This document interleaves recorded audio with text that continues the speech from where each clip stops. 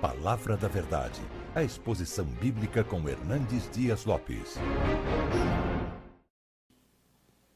No Evangelho de Cristo, conforme o registro de Lucas, no capítulo 3.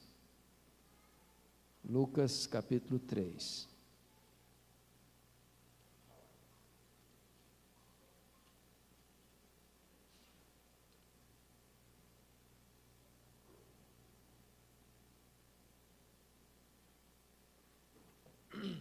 Nós vamos ler dos versos 1 ao verso 20.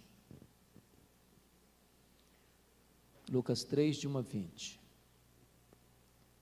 No 15º ano do reinado de Tibério César, sendo Pôncio Pilatos governador da Judeia, Herodes, tetrarca da Galileia, seu irmão Filipe, tetrarca da região da Itureia e Traconites, e Lisânias, tetrarca de Abilene, sendo sumos sacerdotes Anás e Caifás, veio a palavra de Deus a João, filho de Zacarias, no deserto.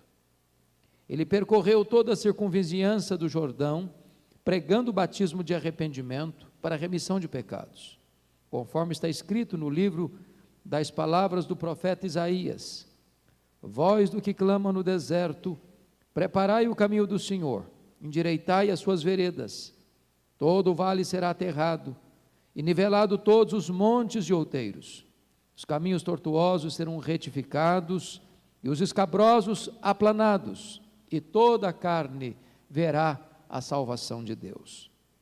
Dizia ele, pois, às multidões que saíam para serem batizadas: raça de víboras, quem vos induziu a fugir da ira vindoura? Produzi, pois, frutos dignos do arrependimento, e não comeceis a dizer entre vós mesmos: temos por pai a Abraão, porque eu vos afirmo que destas pedras Deus pode suscitar filhos a Abraão.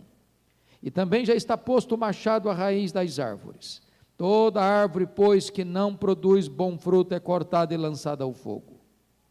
Então as multidões interrogavam, dizendo: que havemos, pois, de fazer? Respondeu-lhes: quem tiver 2 túnicas, reparta com quem não tem, e quem tiver comida, faça o mesmo.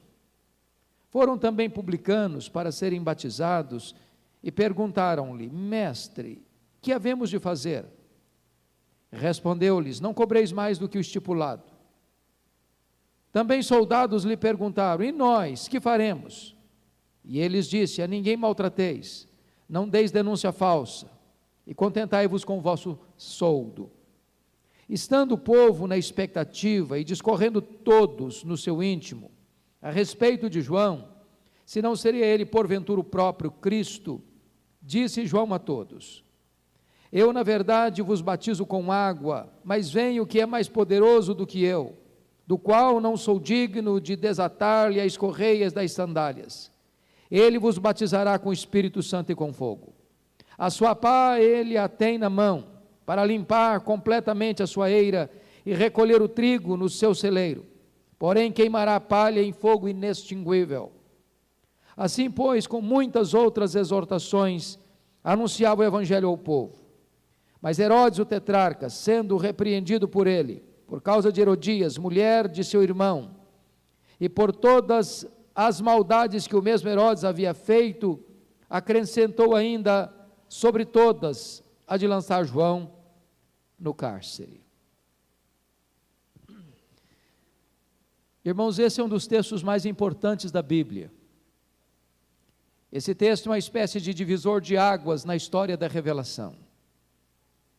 Esse texto é uma espécie de dobradiça da história.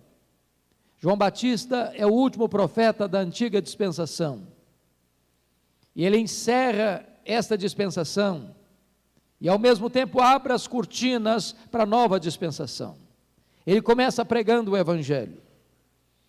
E Lucas, que foi médico e também historiador, inspirado pelo Espírito Santo, ele vai, como nenhum outro evangelista, descrever a infância de João Batista e a infância de Jesus. E ele faz isso nos capítulos 1 e 2.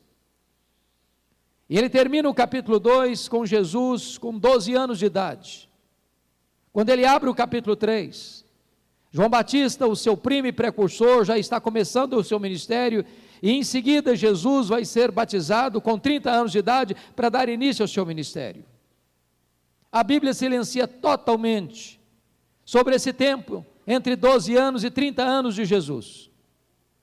Há muitos que especulam onde ele esteve, o que ele fez. Mas eu entendo que onde a palavra de Deus não tem voz, nós não deveríamos ter ouvidos. Então, Lucas faz questão de, ao apresentar João Batista, deixar claro para nós como vivia o mundo, como estava o Império Romano, e como estava a província de Israel, onde João Batista exerceu o seu ministério e onde Jesus exerceu o seu ministério. Então eu chamo a sua atenção para essa descrição de Lucas, para contextualizar o tempo, a época e a geografia onde João Batista dá início ao seu ministério.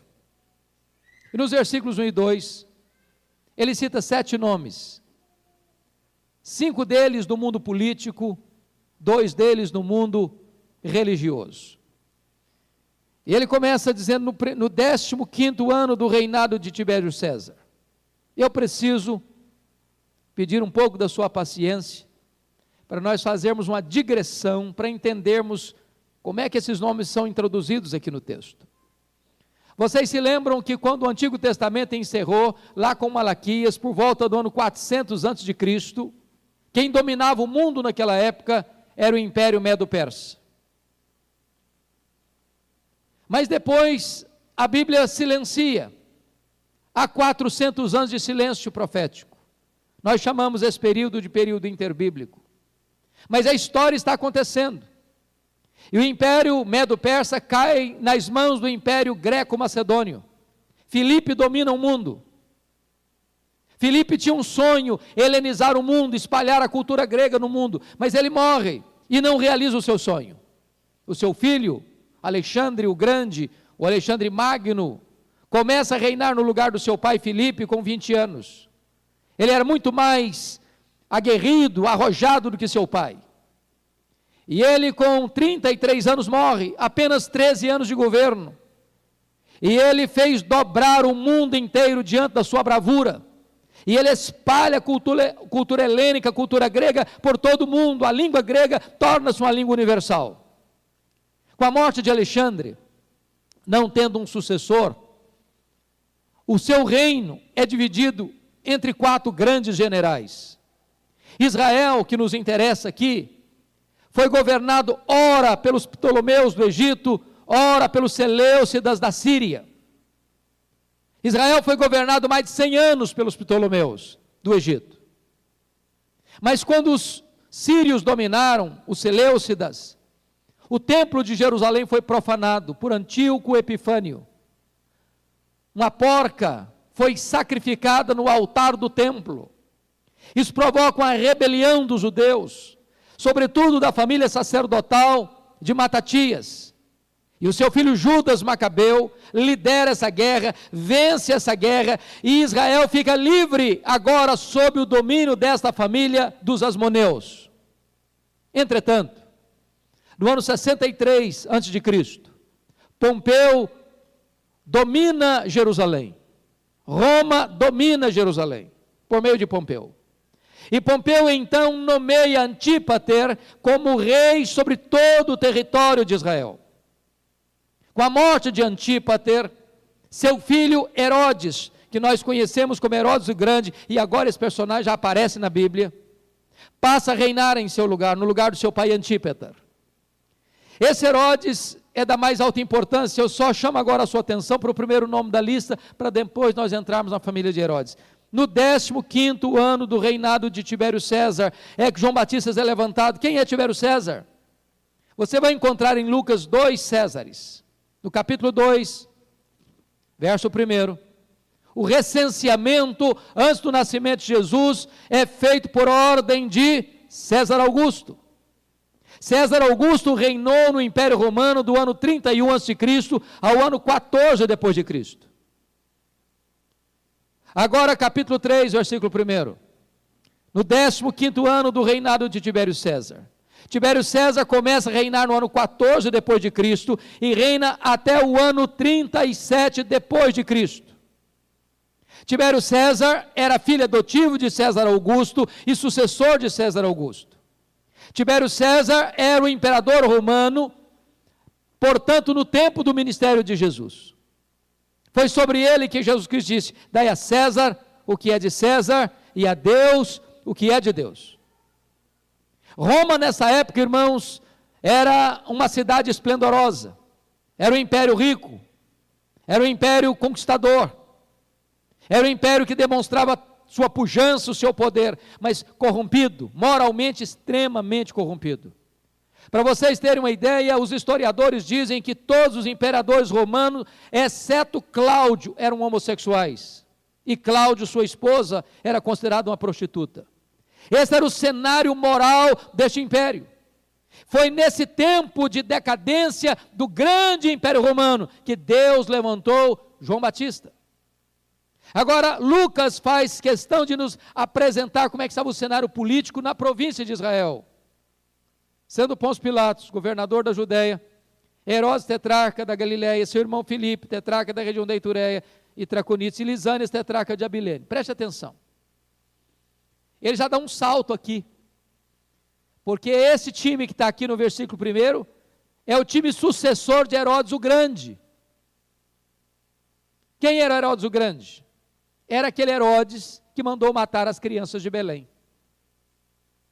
Porque ouviu falar que em Belém da Judéia tinha nascido um menino destinado a ser rei dos judeus. E diz que ele ficou alarmado e toda Jerusalém ficou alarmada. E você pergunta: eu não entendo isso. Como é que um rei pode ficar alarmado, uma cidade inteira fica alarmada, porque escutou que na cidade vizinha nasceu um menino para ser rei? Vocês já entenderam isso? A grande pergunta é conhecer quem é esse Herodes. Herodes era um grande administrador, Herodes o Grande. Por exemplo, foi ele que mandou ampliar e embelezar o templo de Jerusalém, aquele majestoso templo da época de Jesus. Foi ele quem construiu o porto de Cesareia, que abriu o comércio internacional, trazendo o mundo para Israel e levando Israel para o mundo, facilitando as viagens missionárias de Paulo. Foi ele quem construiu a fortaleza de Massada. Foi ele quem construiu torres, castelos e fortalezas por todo Israel. Mas esse homem tinha um grande problema. Ele tinha um medo terrível de perder o seu trono. Herodes o Grande casou-se 10 vezes. 10 vezes. Teve muitos filhos. A sua esposa preferida chamava-se Mariana. Era da nobreza. Logo que ele se casou, com medo de que os membros da família da sua mulher pudessem fazer sombra no seu governo ou ameaçar o seu governo, ele não titubeou, mandou matar todos os nobres da família da sua mulher.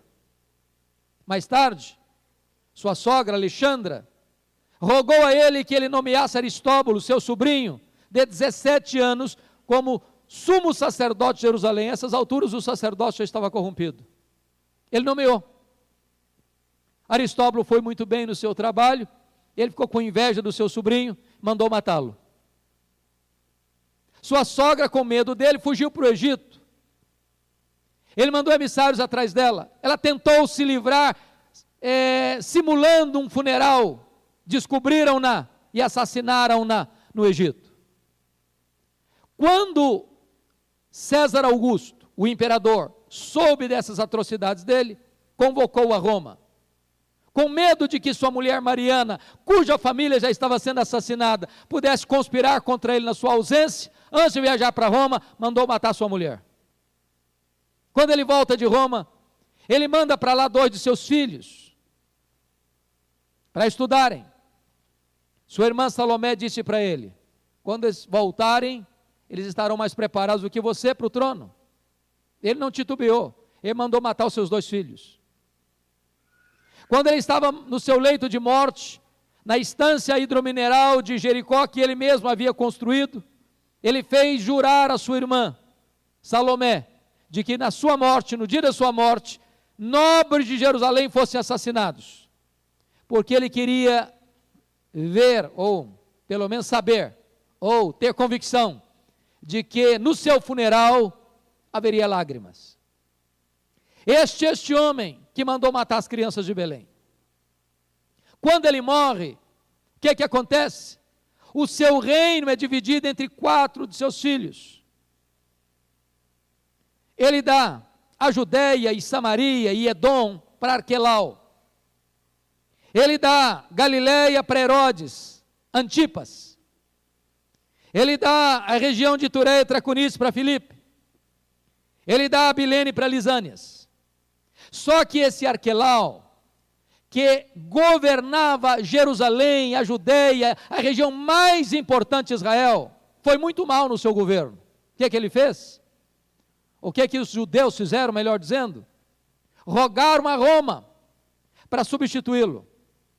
Vale destacar que a família herodiana era uma família edomita. O que significa isso?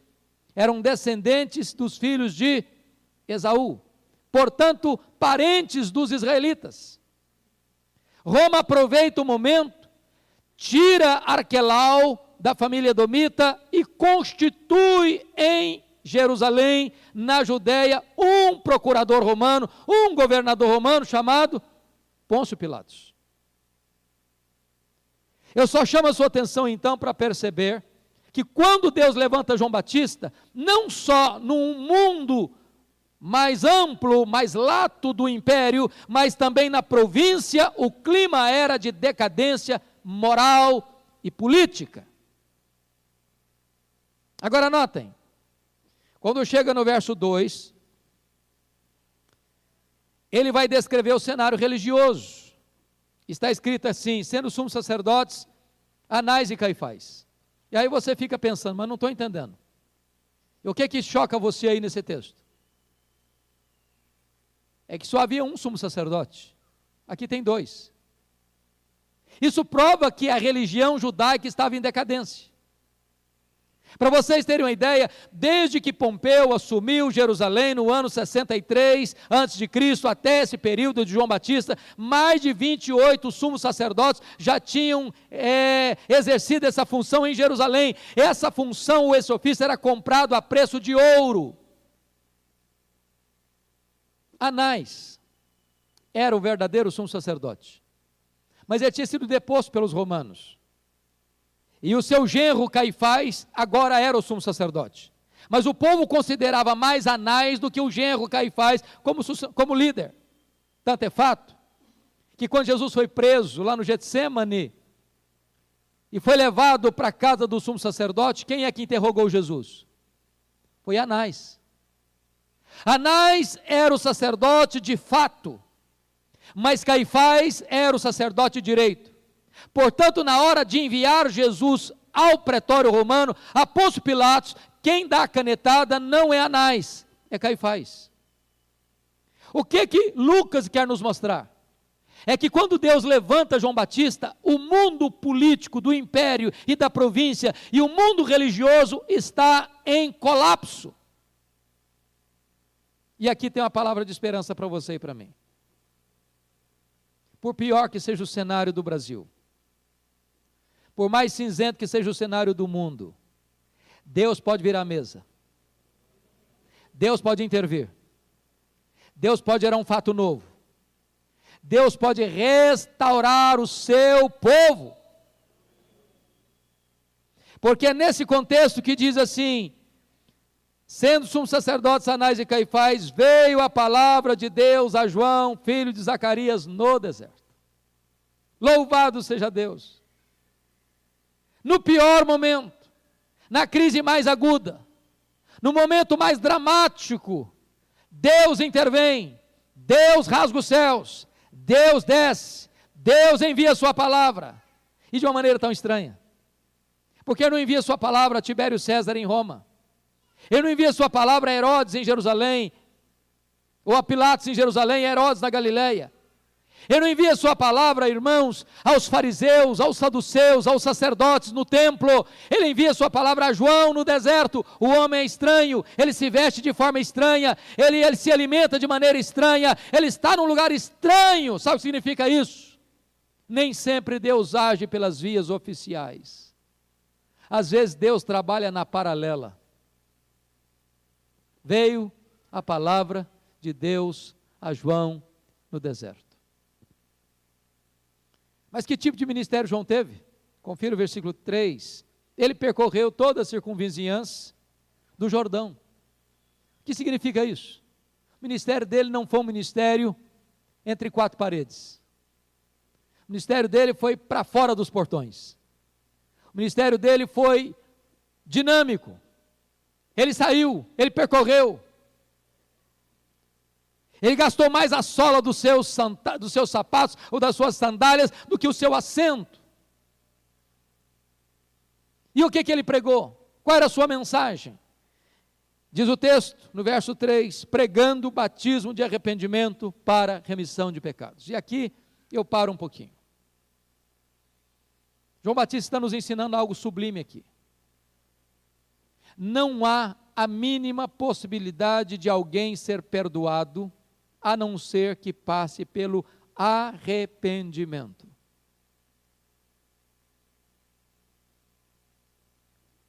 Não há perdão sem arrependimento. A não ser que o homem reconheça que ele está perdido, ele jamais vai buscar ou desejar um Salvador. A não ser que o homem se desespere de si mesmo, ele jamais porá a sua confiança ou a sua esperança em Deus. A não ser que ele tenha consciência de que está doente, ele jamais procurará um médico. E sabe, amados, parece-nos que esse tipo de pregação está ausente na grande maioria das igrejas evangélicas do Brasil e do mundo. Nós estamos ouvindo hoje um evangelho de adesão e não um evangelho de conversão. Já perceberam isso? Até mesmo nos nossos arraiais. A pessoa diz assim, eu vou para a igreja hoje porque eu preciso receber uma B12 na veia para passar a semana. E ele vai lá, escuta uma palavra boa para a semana, mas chega o final da semana, aquela palavra já foi embora, ele precisa de outra, ele precisa de outra, ele precisa de outra. Ele vive à base de motivação semanal, talvez diária. Ele quer se sentir bem. E é melhor que o pregador não toque naqueles assuntos nucleares da sua alma, naqueles assuntos essenciais da sua vida. Ele quer se sentir bem. Ele quer aplaudir o pregador e sair confortável com ele mesmo. E João Batista percorre pregando o batismo de arrependimento para a remissão de pecados. A não ser que você se arrependa, não há perdão para você. A não ser que você reconheça que você está perdido, não há esperança para a sua alma. E notem vocês, que você pode perguntar assim, bom, mas depois de 400 anos de silêncio profético, o primeiro homem que chega começa a pregar sobre o batismo de arrependimento, para a remissão de pecados, de onde ele tirou isso aí? Será que ele inventou isso? Será que isso é novidade? Será que isso é inovação? Será que João Batista concebe esse tipo de mensagem? Isso vem dele mesmo? E o texto responde no verso 4, conforme está escrito no livro das palavras do profeta Isaías. Sabe o que ele está dizendo, irmãos? Ele começa o ministério dele depois de 400 anos de silêncio profético, ancorado na palavra de Deus. O pregador não cria mensagem. O pregador não é o dono da mensagem, o pregador não é a origem da mensagem, o pregador é servo da mensagem, o pregador é apenas instrumento da mensagem, ele é apenas o canal de Deus, mas a fonte da sua pregação está na Escritura, está na palavra de Deus. Se você notar no verso 4, João Batista vai ser uma espécie de engenheiro de trânsito do reino de Deus. Porque a palavra é essa, vós do que clama no deserto, preparai o caminho do Senhor, endireitai as suas veredas. O contexto aqui, irmãos, é que quando os imperadores e reis iam visitar as suas províncias mais longínquas, não tendo estradas próprias, para que o rei passasse com a sua comitiva, ele mandava os seus engenheiros de trânsito à sua frente, para preparar o caminho, para preparar a estrada, para abrir caminhos. Só que João Batista não está falando de estradas, está falando de corações. O que ele está dizendo é o seguinte, amados: para Deus se manifestar, para a glória de Deus descer, para o poder de Deus ser revelado, para que os corações se dobrem diante do Deus Altíssimo, é necessário que você e eu preparemos o caminho do Senhor, porque a estrada que Deus vai passar é pela minha e pela sua vida. Quando Erle Stiggen esteve no Brasil, ele que experimentou um grande avivamento em Quacisabanto, na África do Sul, em 1966, nós fomos lá visitá-lo. Eu não sei se o reverendo Jonas estava naquela reunião, não estava, em Belo Horizonte. Perguntamos para ele, pastor Erle Stiggen, o que é que o senhor entende por avivamento? Ele respondeu para nós: avivamento é preparar o caminho do Senhor, para que Ele se manifeste. Mas você pergunta, mas o que é preparar o caminho do Senhor para que Ele se manifeste? E João Batista responde: todo vale será aterrado, todo monte outeiro será nivelado, todo caminho torto será endireitado, todo caminho escabroso será aplanado, e assim toda a carne verá a salvação de Deus. Ô irmãos, o que é um vale? É um buraco, é uma cratera, é uma depressão. Eu quero dizer para você que há depressões da nossa alma, que há verdadeiras crateras no nosso coração, que há verdadeiros fossos na nossa alma, que precisam ser aterrados. O que são os montes? Monte fala de altivez, de orgulho, de soberba, de arrogância. Enquanto o machado, ou melhor, enquanto o trator de Deus, da palavra de Deus, não passar e quebrar esses montes e colocá-los abaixo, Deus não se manifesta. Onde tem soberba, onde tem orgulho, onde tem altivez, aí Deus não se manifesta. O que são caminhos tortos? Caminho torto fala de hipocrisia, fala de vida dupla, fala de ser uma coisa na igreja, outra coisa em casa, outra coisa no trabalho. Fala de falta de integridade, de transparência. Onde tem hipocrisia, onde tem vida dupla, onde não tem sinceridade diante de Deus, onde não tem vida transparente diante do Altíssimo, aí Deus não se manifesta. O que é caminho escabroso? A palavra escabroso no grego traz a ideia de fora do lugar. Fora do lugar. É hora de você e eu perguntarmos assim: meu Deus, o que é que está fora do lugar na minha vida? Minha vida devocional? Meu casamento? A relação com os meus filhos? A minha fidelidade nos dízimos? O que é que está fora do lugar na minha vida? Como eu trato com dinheiro? Como é que eu lido com sexo? Como é que eu lido com vaidade pessoal? Os meus relacionamentos interpessoais? O meu relacionamento com a minha família? É hora de você parar e perguntar: o que é que está fora do lugar na minha vida, que precisa ser colocado de volta no lugar, para que Deus se manifeste na minha vida e através da minha vida. Quando essas coisas são acertadas, então diz o texto, toda a carne verá a salvação de Deus. Avivamento começa na igreja, irmãos, começa na igreja. Quando a igreja acerta a sua vida com Deus, Deus impacta o mundo com o Evangelho.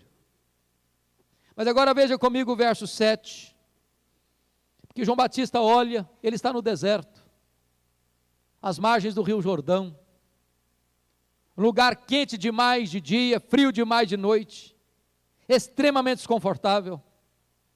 As areias não são como trigo, são areias grossas, são pedregulhos.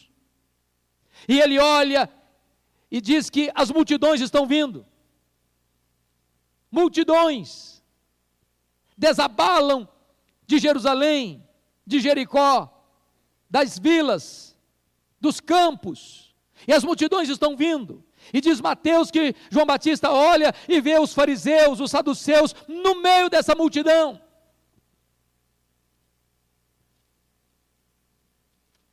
Quando as multidões chegam, João Batista tem um tratamento extremamente indelicado, diríamos hoje. Ele diz para eles assim: raça de víboras, quem vos induziu a fugir da ira vindoura? E você diria, esse camarada não é politicamente correto. Depois de 400 anos de silêncio profético, o primeiro cara que abre a boca chama o seu auditório de raça de víboras. Já pensou se os pastores da igreja tratassem as suas ovelhas assim? Eu acho que nós ficaríamos sozinhos na igreja. Você pergunta, por que João Batista foi tão duro? Por que tão agressivo? Por que tão contundente? É que, na verdade, irmão, João Batista percebeu um perigo, um veneno, pior do que o veneno da serpente. Ele percebeu que aqueles fariseus e saduceus que estavam vindo para o batismo, para receber o sacramento, não demonstravam nenhum arrependimento no coração. Eu quero dizer para você que pior do que o veneno de uma víbora é você enganar o seu próprio coração. É você achar que pelo fato de você vir para a igreja, assentar-se aqui nos bancos, receber o batismo, tomar a Santa Ceia e escutar uma aula de escola dominical, ou cantar num conjunto, ou pregar num púlpito, ou dar uma aula de escola dominical, ou ser presbiteriano, ou ser isso, ou ser aquilo, que isso por si só já resolve a sua vida. A não ser que nós examinemos as motivações do nosso coração, há um grande risco para a nossa alma. João Batista vai mostrar para nós aqui algo extremamente sério. É que nós não podemos jamais nos equivocar com a questão da natureza do arrependimento que demonstramos. Ele diz no verso 8, produzi, pois, frutos dignos de arrependimento. O que ele está dizendo? Não é arrependimento e novamente arrependimento, é arrependimento e frutos dignos de arrependimento. Eu ilustro isso. Agora no mês de fevereiro, o Brasil mais uma vez promoveu o que nós chamamos de a maior festa popular do mundo, o Carnaval. Muitas pessoas se excedem no Carnaval. Muitas pessoas saem para as ruas, para as passarelas, para as avenidas, com roupas sumárias, ou sem roupa nenhuma. Bebem, se prostituem, se drogam. Aí chega na quarta-feira, o que é que elas vão fazer? É a quarta-feira de cinzas. E elas vão lá e recebem na testa um sinalzinho de cinza, que representa arrependimento, quebrantamento, contrição. Mas aqui não passa de uma cerimônia externa, porque enquanto ela está lá recebendo as cinzas, ela já está planejando o próximo carnaval. No outro ano, na quarta-feira, ela volta lá e recebe mais um pouquinho de cinza. E no outro ano, mais um pouquinho de cinza. É arrependimento, e mais arrependimento, e mais arrependimento, e mais arrependimento. Quando a Bíblia ensina, é arrependimento e frutos dignos de arrependimento. Aqueles que planejam pecar porque acham que Deus é perdoador, estão zombando e escarnecendo da graça de Deus. Mas notem, João Batista alerta para um outro perigo. O perigo de você confiar que pelo fato de você ter alguém na sua família que é piedoso, você está salvo. E ele diz aqui no verso 8 ainda, e não comeceis a dizer entre vós mesmos, temos por pai Abraão. Aquelas pessoas pensavam o seguinte, não, Abraão é nosso pai, ele é o pai dessa nação, nós somos filhos de Abraão, nós temos o sangue de Abraão correndo em nossas veias, estamos protegidos. Deixa eu dizer para você, o importante não é ter o sangue de Abraão correndo em suas veias, o que é importante é ter a fé de Abraão habitando e reinando no seu coração. Não adianta o seu pai ser um homem de Deus, a sua mãe ser uma mulher de oração, o seu pastor ser um homem cheio do Espírito Santo, você precisa ter a sua própria experiência com Deus.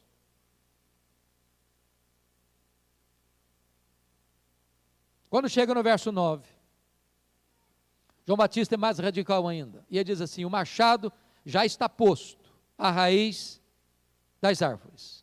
Aquela, pois, que não der bom fruto, é cortada e lançada ao fogo. Veja que o machado não será posto, o machado já está posto. E veja que o machado não está posto no galho, o machado está posto na raiz. E quando o machado corta a raiz, o que é que acontece com a árvore? Ela morre. Sabe o que João Batista está ensinando? É arrepender e viver, ou não se arrepender e morrer. Não há outra possibilidade, irmãos. Ou arrepende e vive, ou não se arrepende e morre. Mas notem, depois que ele fala essas verdades tão solenes, agora o texto mostra quem é o seu auditório. Porque no verso 10 ele fala para as multidões, no verso 12 para os publicanos, e no verso 14 para os soldados. Sabe o que esse texto está querendo dizer? A igreja de Deus não é seletiva. O evangelho não é seletivo. Essa ideia de que nós temos que ter igreja de ricos e igreja de pobres, igreja de brancos, igreja de negros, igreja de doutores, igreja de analfabetos, a Bíblia não ensina isso. Na igreja de Deus, doutor e analfabeto sentam no mesmo banco. Na igreja de Deus, rico e pobre são irmãos em Cristo. Na igreja de Deus não tem acepção de pessoas. E notem vocês, que quando as multidões vêm, João Batista prega sobre arrependimento, e o apelo não parte do pregador para o auditório, parte do auditório para o pregador, porque as multidões perguntam, o que é que nós vamos fazer, João Batista, com essa mensagem de arrependimento? Como é que nós vamos praticar isso? E ele responde, preste atenção no verso 11, quem tiver 2 túnicas, reparta com quem não tem, quem tiver comida, faça o mesmo. Naquela época, a pobreza era generalizada. A crise econômica era maior do que está no Brasil hoje. E aí algumas pessoas dizem, bom, então eu estou bem, então eu estou salvo. Quer dizer que então, se eu der comida para o faminto, se eu der roupa para o nu, eu estou salvo, é isso? Quer dizer que se eu for generoso, eu estou perdoado, é isso? Quer dizer que arrependimento é ser alguém de mão aberta, é isso? Não! 1000 vezes não! A generosidade não é um substituto do arrependimento. A generosidade é uma evidência do arrependimento. O que João Batista está ensinando, irmãos, é que um crente convertido, arrependido dos seus pecados, que crê no Senhor Jesus, não pode ser uma pessoa suvina, mão de vaca, pão dura, avarenta. Não combina com o cristianismo um crente avarento, egoísta, que só quer para ele, que não tem capacidade de repartir o que tem. Um crente verdadeiramente arrependido, ele tem o coração aberto, ele tem a mão aberta, ele tem o bolso aberto. É isso que João Batista está ensinando. Mas notem comigo, versículo 12, que vem os fariseus, vem os publicanos, e eu queria pedir permissão para você, para esclarecer um pouquinho sobre isso aqui. Quem eram os publicanos? Os publicanos eram os cobradores de impostos. Naquela época, a Receita Federal do Império Romano não era tão desenvolvida como é a Receita Federal hoje. Roma era um vasto império. Naquela época não tinha internet, não tinha controle para fiscalizar todas as pessoas. O que é que Roma fazia? Roma cedia o direito para que pessoas pudessem arrecadar impostos para Roma. Por exemplo, eu ilustro. Imagine você a cidade de Limeira. Aí chegava um cidadão, assinava um contrato com Roma de arrecadar os impostos de Limeira. O Império Romano estabelecia o valor. Queremos arrecadar tanto em Limeira. Essa pessoa, contratada previamente, assumiu o compromisso de entregar para Roma aquele valor. Só que essa pessoa tinha direitos de arrecadar mais do que o que repassava para Roma. Esse restante, essa sobra, ele embolsava. Ele embolsava. Só que esse que era o maioral dos publicanos, não podia trabalhar sozinho. O que ele fazia? ele contratava outras pessoas para trabalharem para ele. Aí imagine você, cada bairro de Limeira, ele contratava um outro coletor de impostos que era funcionário dele, o maioral. Então ele estabelecia, ó, no bairro tal eu quero receber tanto. Desse tanto ele passava parte para Roma, e outra parte ele embolsava. Esse que era contratado para cuidar do bairro, recebia o salário, recebia o imposto, mas ele cobrava mais. Esse restante ele embolsava. O que está acontecendo aqui? O povo está sobrecarregado com supertributação. Vocês acham que está diferente hoje? Aí quando esse time de cobrador de impostos está lá escutando o pregador João Batista falando sobre arrependimento, o negócio começa a apertar para o lado deles. E eles perguntam, e nós? E aí, João Batista, o que é que nós vamos fazer? Nós somos cobradores de impostos, o que é que nós vamos fazer? João Batista diz para eles o seguinte: não cobreis mais do que o estipulado. Sabe o que João Batista está dizendo? Crente não recebe propina. Crente não pode ser corrupto. Crente não pode corromper. Crente não pode ser corrompido. Crente não usa de meios escusos para se enriquecer. Crente não dá um jeitinho para ganhar dinheiro de maneira ilícita. Crente não enche o bolso com dinheiro desonesto. Funcionalismo público tem que ser honesto. Gente que lida com coisa pública tem que ser íntegra. Político tem que ser íntegro. Empresário tem que ser íntegro. Funcionário público tem que ser íntegro. O Evangelho exige de nós integridade. Aí chega no versículo 14, vem os soldados. Não soldados, mas quem eram os soldados? Bom, o que acontecia? Os soldados eram comparsas. Estavam mancomunados com os cobradores de impostos. Era mais ou menos o seguinte: o cobrador de impostos chegava no empresário e falou: olha, o negócio é o seguinte, você vai ter que pagar tanto. O empresário falou: não, mas eu não posso pagar tanto. Se eu pagar isso que você está me pedindo aí, eu quebro, a minha empresa fecha. Eu vou ter que mandar meus empregados embora. Eu não aguento. Não, você paga. Se você não pagar, eu te denuncio. Ora, Israel era um território dominado por Roma, era conspiração contra Roma. O soldado dava denúncia falsa contra aquela pessoa, e ele tinha que pagar. Só que o soldado fazia o quê? Embolsava o seu. Embolsava o seu. Lá estão os soldados escutando João Batista, pregando sobre arrependimento. E eles perguntam: e aí, João, como é que nós vamos fazer? E nós? João Batista diz: a ninguém maltrateis. Não deis denúncia falsa. Contentem com o salário de vocês. Sabe o que João Batista está dizendo para os soldados? Não é porque você tem um revólver 38 na cintura que você tem o direito de usurpar e de exercer uma função, um papel maior do que aquilo que a lei estabelece para você. Você não pode exorbitar na sua função. Você não pode massacrar alguém porque você está colocado numa posição de liderança. Você não pode dar denúncia falsa para tirar proveito disso.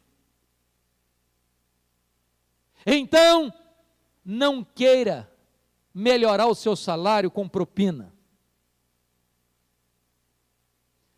Vocês estão percebendo, irmãos, que o Evangelho passa pela ética? Que o Evangelho exige integridade? Agora, note o verso 15 comigo. Estando o povo na expectativa, e discorrendo todos no seu íntimo a respeito de João, se não seria ele porventura o próprio Cristo, porque notem que o sucesso desse homem, ele está no deserto, e a multidão está vindo para ouvi-lo, não tem gente lá no templo, não tem gente escutando o fariseu, não tem gente escutando o saduceu, não tem gente escutando os escribas, não tem gente escutando os doutores da época, esse povo está indo para o deserto escutar João Batista, e aí começa um burburinho no meio do povo, todo mundo, eu acho que ele é o Cristo, eu acho que ele não é só o precursor não, ele é o próprio Cristo. Você está sentindo aí o sibilar da serpente? Sabe o que está acontecendo aqui? O povo querendo colocar o pregador no pedestal. Não há maior perigo nem para o pregador, nem para a igreja, quando uma igreja coloca um líder e um pregador no pedestal. Quando um pregador pensa que ele é maior do que é, quando aceita ser maior do que é.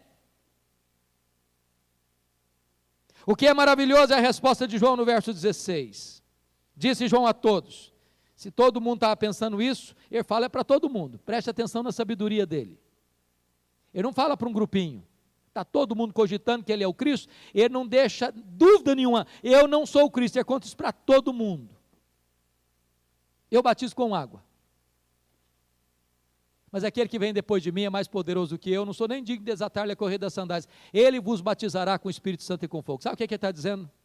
O pregador é limitado. O pregador é fraco.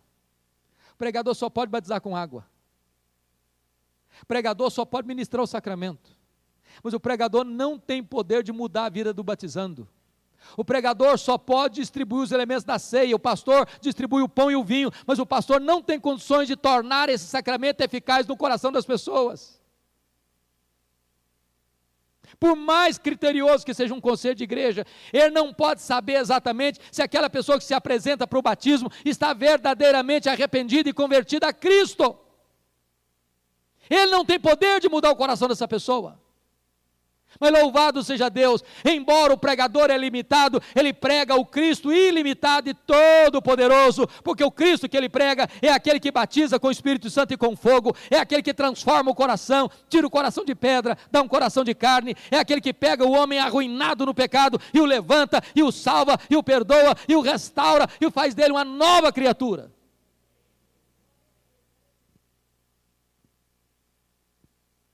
Meus amados,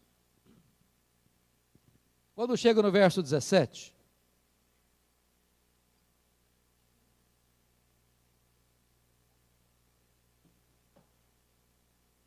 João Batista vai dizer algo extremamente solene. Porque ele está dizendo o seguinte no verso 17: a sua palha a tem na mão, para limpar completamente a sua eira e recolher o trigo no seu celeiro, porém queimará a palha em fogo inextinguível. Sabe o que ele está dizendo aqui? A igreja hoje, esta bonita e magna assembleia que está aqui hoje, é composta de gente salva e de gente não salva, de trigo e de palha.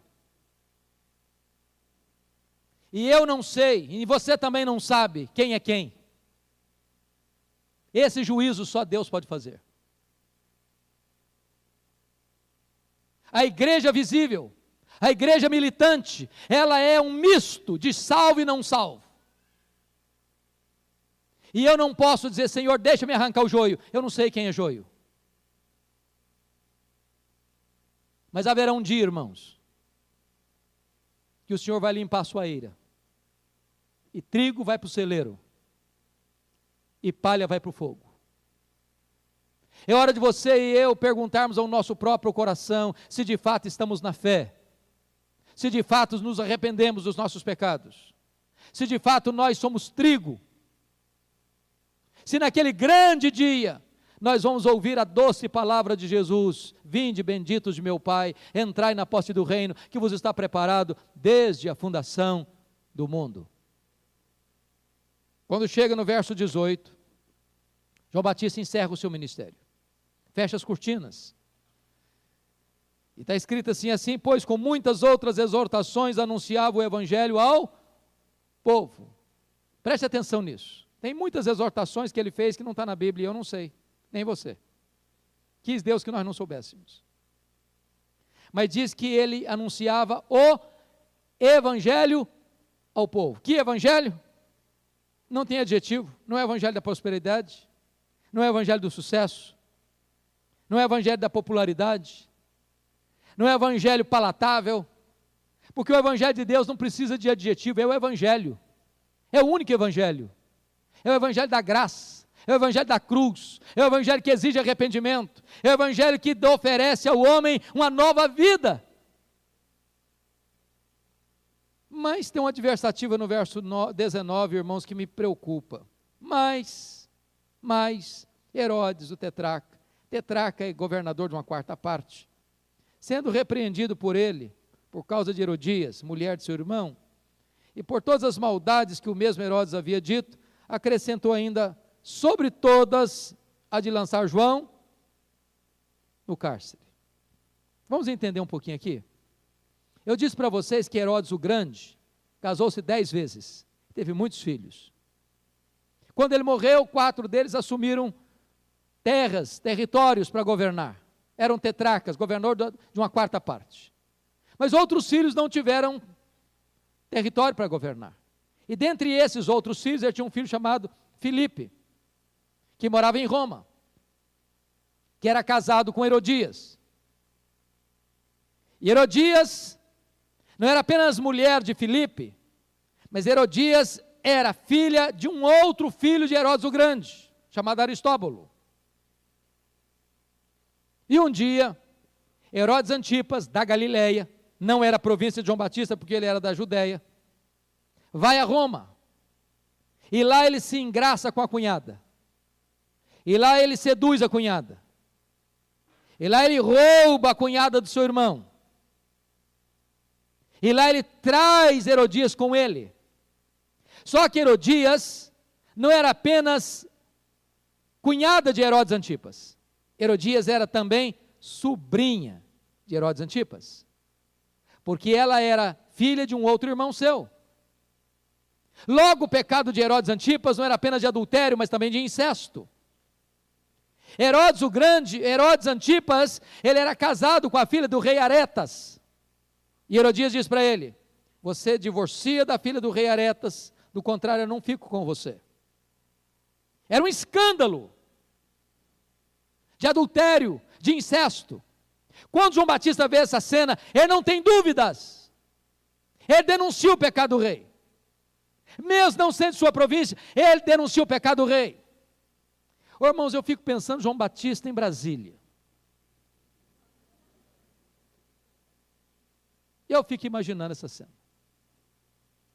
Eu fico imaginando você e eu, como profetas de Deus, denunciando os pecados particulares dos políticos do Brasil. Notem que ele não está denunciando corrupção apenas, ele está denunciando um pecado pessoal. Que hoje nós dizemos o seguinte: a vida particular do político é problema dele, não estou nem aí. Nós já não estamos nem aí com muita coisa. João Batista tinha plena certeza que Herodes Antipas era o cara mais parecido com o seu pai Herodes o Grande, um homem truculento, um homem sanguinário, um homem perverso. Ele sabia que estava mexendo num vespeiro, ele sabia que estava mexendo num ninho de cobra. Mas sabe o que ele decide? Ele pensa o seguinte: eu prefiro ir para a cadeia com a minha consciência livre, do que ficar livre com a minha consciência na cadeia. Ele entende que é melhor morrer sendo fiel a Deus, do que viver e sendo covarde e omisso. E Herodes manda prendê-lo. Mais tarde, Herodes manda decapitá-lo. Sabe o que me impressiona? É que foi levado para a prisão de Maquerós, às margens do Mar Morto, um lugar extremamente úmido e quente, insuportável. E ele é preso logo no começo do ministério de Jesus. E lá da cadeia, ele escuta que Jesus cura os paralíticos, que Jesus dá vista aos cegos, que Jesus purifica os leprosos, que Jesus ressuscita os mortos. E ele manda 2 emissários a Jesus, perguntando: és tu mesmo aquele que havia de vir? Ou haveremos de esperar outro? E você se choca. E você se choca. Porque esse homem que aponta para Jesus, diz: eis o Cordeiro de Deus que tira o pecado do mundo. Eu não sou o noivo, eu sou apenas um amigo do noivo. Eu não sou a luz, eu só aponto para a luz. Eu não sou a vida, eu só falo da vida. Eu, na verdade, eu não tenho nem meias condições de curvar-me e desatar-lhe as correias das sandálias. Na verdade, convém que ele cresça e que eu diminua. Agora, esse homem está tomado por uma angústia. Sabe o que me ensina isso? Os maiores homens de Deus já tiveram seus momentos de fraqueza e de angústia. Nós deveríamos ser mais tolerantes com aqueles que têm seus momentos de fraqueza. E diante dessa pergunta, diz a Bíblia que Jesus cura cegos, expulsa demônios de pessoas atormentadas, e manda dizer para João Batista: os cegos veem, os leprosos são purificados, os mortos ressuscitam, e o evangelho do reino está sendo anunciado. E depois Jesus disse para as pessoas que ouviram essas coisas: o que vocês estão pensando de João Batista? Que ele é apenas um caniço agitado pelo vento? Não. Eu digo para vocês que dentre os nascidos de mulher, nunca não teve alguém maior do que João Batista. Sabe o que significa isso? E eu encerro aqui. Ainda que os homens nos hostilizem, ainda que os homens nos persigam, ainda que os homens nos prendam, ainda que os homens nos matem, ainda que os homens escarneçam da nossa memória, o que importa para nós é sermos aprovados por Deus. O que importa para nós é sermos reconhecidos nos céus. O que importa para nós é recebermos o sorriso de Jesus. A grande pergunta é, irmãos, que distância a igreja evangélica brasileira está do evangelho que João Batista pregou? Que distância a nossa igreja presbiteriana do Brasil está do evangelho que João Batista pregou? Que distância você e eu estamos do evangelho que João Batista pregou? Que Deus nos ajude a voltarmos para o antigo evangelho, para o poderoso evangelho, para o único evangelho, o evangelho maiúsculo, robusto, viril, poderoso, que requer do homem arrependimento e que oferece ao arrependido perdão para os seus pecados. Que Deus nos abençoe. Amém. Palavra da Verdade, a exposição bíblica com Hernandes Dias Lopes.